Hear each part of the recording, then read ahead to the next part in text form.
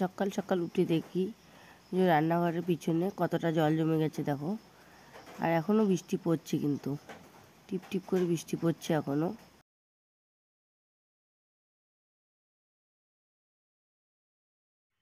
তো good morning বন্ধুরা, তোমরা সবাই কেমন আছো? আশা করি ভালো আছো, সুস্থ আছো। আমিও মোটামুটি তোমাদের আশীর্বাদ ও ভালোবাসায় মোটামুটি ভালো আছি।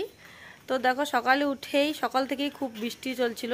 তো রাত থেকেই বৃষ্টি হচ্ছিল, খুবই বৃষ্টি হচ্ছিল। তো আমাদের দিকে বিলগুলো আজকে আবার একদম ভোরে উতাল পাতাল হয়ে গেছে। আর আমার ছোট ছেলে এখন রেডি হয়ে নিয়েছে, ও বিলের দিকে নেমে জাল বসাতে যাবে। তো কালকে বসিয়েছিল, একটাও মাছ পায়নি। তো আজকে আবার জাল বসাতে যাবে, মাছ পেলে অবশ্যই তোমাদের সাথে শেয়ার করব। ততক্ষণ তোমরা ভিডিওটা দেখতে থাকো, আশা করি ভালো লাগবে। আর ভালো লেগে থাকলে লাইক কমেন্ট শেয়ার করবে, আর নতুন হয়ে থাকলে চ্যানেলটাকে সাবস্ক্রাইব করে আমার পাশে থাকবে। তো আমার ছোট ছেলে জাল নিয়ে চলে গেল, বিলের দিকে চলে যাচ্ছে, জাল বসাবে। আর খুব খুশি, জলে নামবে, তাই জলে নামতে খুব ভালোবাসে। আর এদিকে দেখো, ওর ঠাকুরদাদাও জাল বসিয়ে বিলের থেকে উঠে আসছে। তো ছোট ছেলে বিলের থেকে জাল বসিয়ে চলে আসলো বাড়িতে।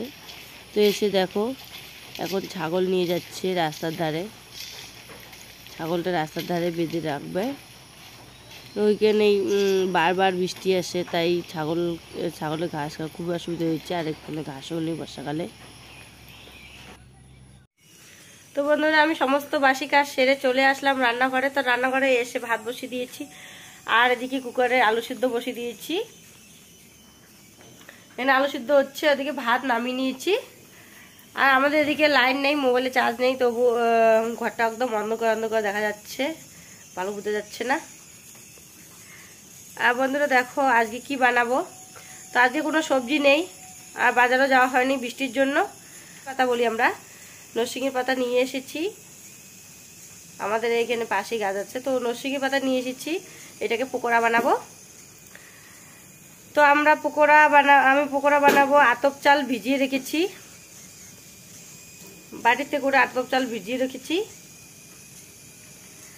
তো আতপ চাল দিয়ে পকোড়া বানাবো। আর এখানে আলু সিদ্ধ তো বসিয়ে দিয়েছি।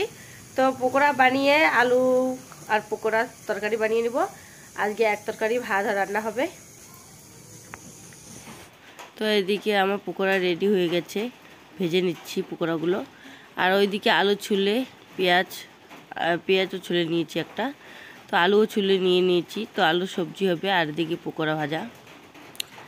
তো তোমরা কে কে নরসিংহের পাতার পকোড়া খেতে ভালোবাসো, নিশ্চয়ই কমেন্ট করে জানাবে।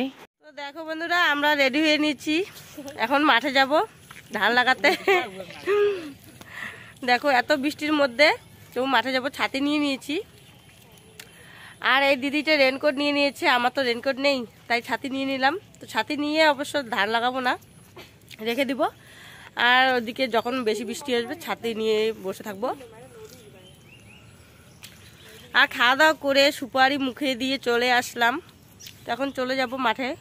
আমাদের দিকে দেখো, বিলগুলো একদম ভর্তি হয়ে গেছে, বন্যা হওয়ার সম্ভাবনা আছে। আর আমার শ্বশুর মশাই ওইদিকে জাল বসাচ্ছে, মাছ ধরার জন্য জলে নেমেছে। তো সবাই এসে পড়েছে। তো এখন চলে যাব সবাই মিলে মাঠে ধান লাগাতে। তো এদিকে যেদিকেই দেখছি সেদিকে শুধু জল আর জল দেখতে পাচ্ছি, যেদিকে তাকাচ্ছি সেদিকে শুধু জলই দেখতে পাচ্ছি। তো আমরা চলে যাচ্ছি, আর এদিকে হাঁটতে হাঁটতে চলে আসলাম। আমরা বিচন আনতে চলে যাচ্ছি, এখন বিচন নিয়ে আসবো, তারপর ধান লাগাবো।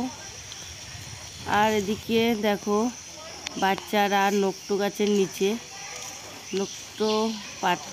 নকটু পাড়াচ্ছে। সবাই মিলে বিচন আনতে চলে গেছিলাম, তো নিয়ে আসলাম, আমি নিয়ে এসেছি আর ওরাও। তো আমরা চলে আসছি ধান লাগাতে, বর্ষাকালে যে ধানটা লাগাই সেটা লাগাতে চলে আসছি। আর আমি এদিকে বিচন নিয়ে আসলাম ডেলির মধ্যে করে, আর সবাই নিয়ে আসছে। এক দিদিভাই এখনই চলে আসলো।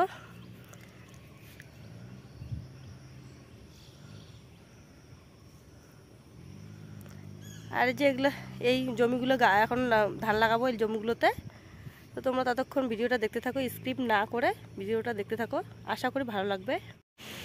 তো বৃষ্টি নেমে পড়লো আর এদিকে আমারও লাগানো শেষ। তো আমার ভিডিওটা এখানে শেষ করে দিচ্ছি। শুভ বিকেল।